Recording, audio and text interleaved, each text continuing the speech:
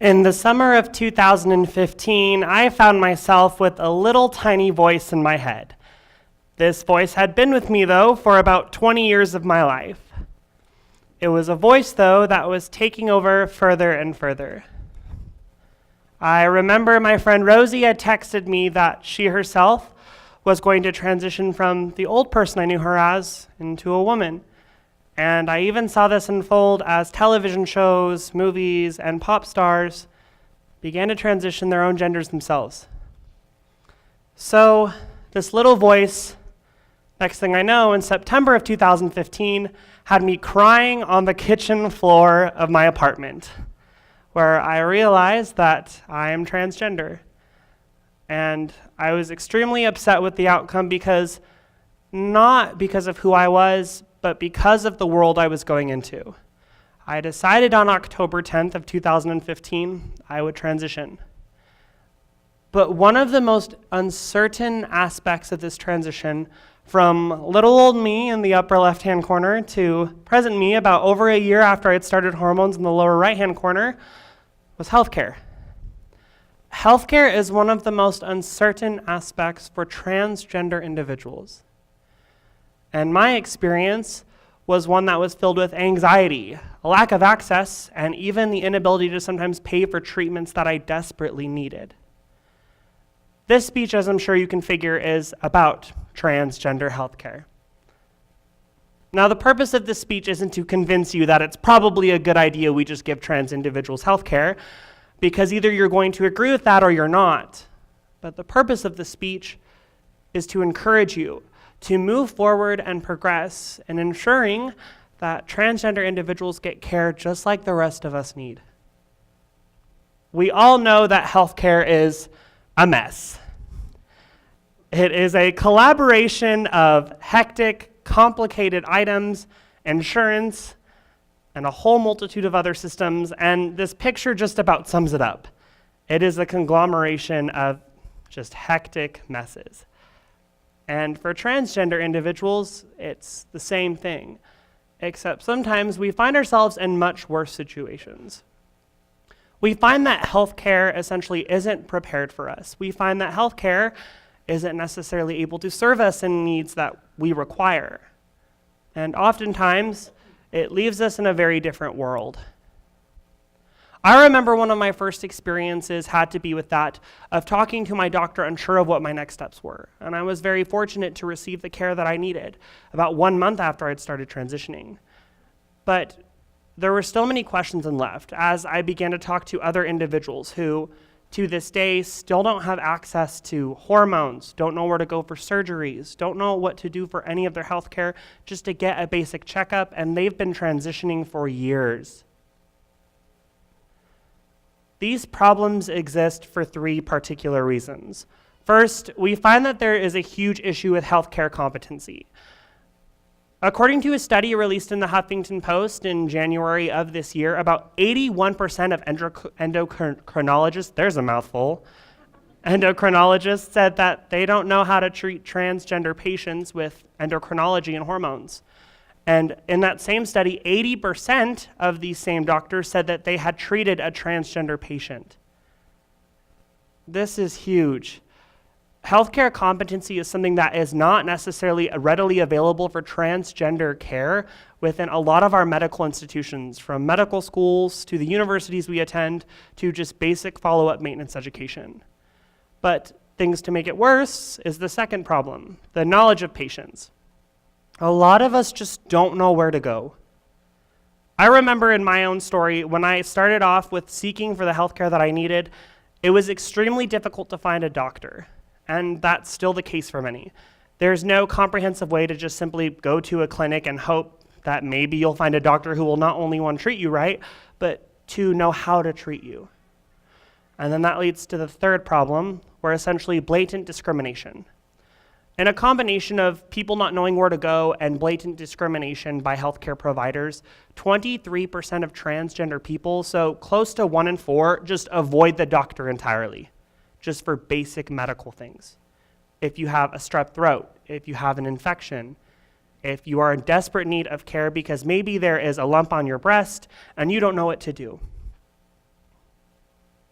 it's a huge problem. And it's because of these problems that we find 3 specific outcomes. First is increased suicide rates.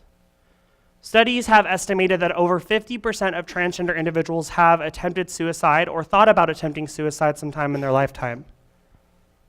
The reason this occurs is because individuals feel lost, they feel broken, and they feel the world just isn't going to accept them. The world is a dark place, especially in transgender healthcare. But the second area that is also a problem is there is increased violence. One of the biggest issues of finding out just exactly how violence in healthcare treats transgender individuals is that we just don't even have any statistics, honestly. A lot of the numbers that are out there are frankly based off of studies here and there, but there's no consensus data that is put out there at all. There was a recent stat that said 1 in 12 transgender individuals will be murdered in their lifetime, but even that study has been debunked by others because we simply don't know. There's no tracking and there's no data. But what we are certain of is that there's high amounts of violence that occur against transgender individuals because when healthcare and the world around you isn't willing to treat you right, the world will react violently when you try to change that. And then thirdly, decreased life expectancies. Estimates have ran where essentially a transgender individual's life expectancy is 30 to 40 years old. So there are people out there like me, maybe like some of you in the audience, who have so much to give to the world, but not enough time.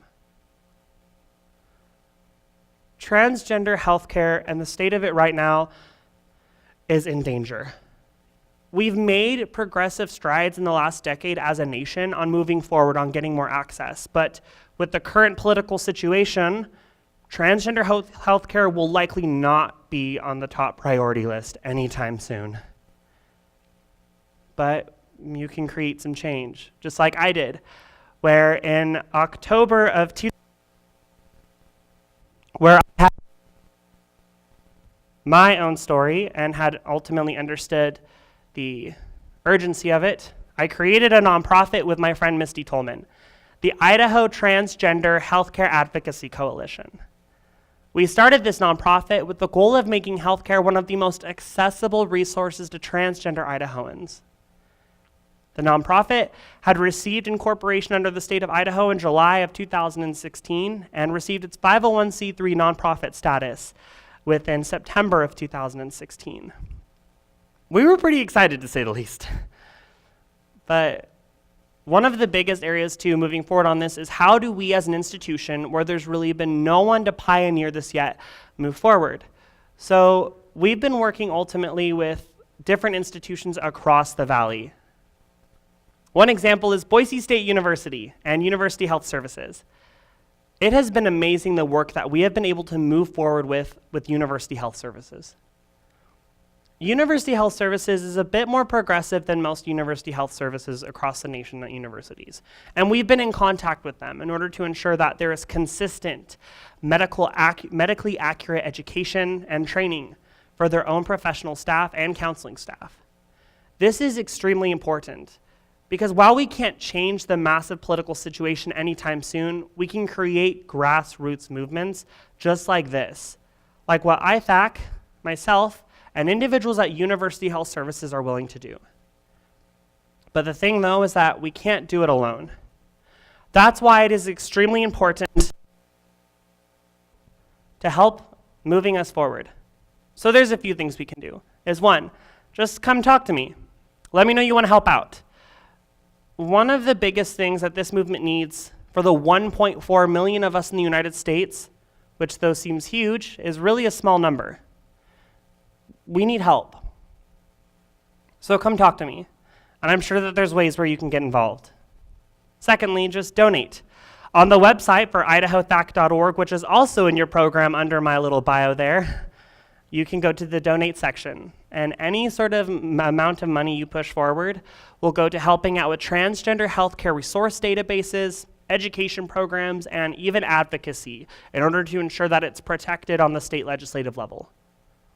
Or finally, just advocate.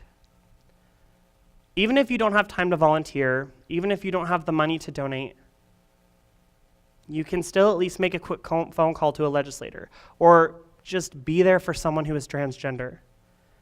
We're not going to see immediate change overnight, even though I wish we could. And it's going to be a rough ride ahead. But just be there. Let people vent. Let people tell you about their struggles and hold their hand through it. Because right now, that's what we need most.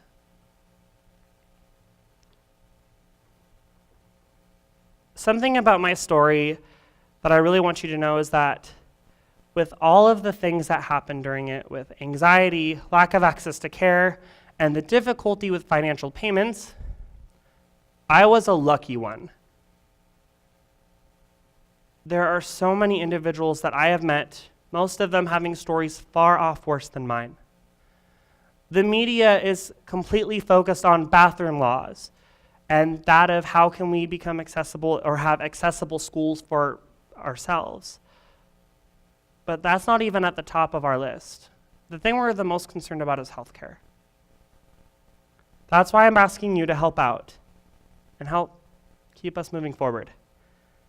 Because while my story may have been a lucky one, let's make that the worst case scenario, or even worse than that.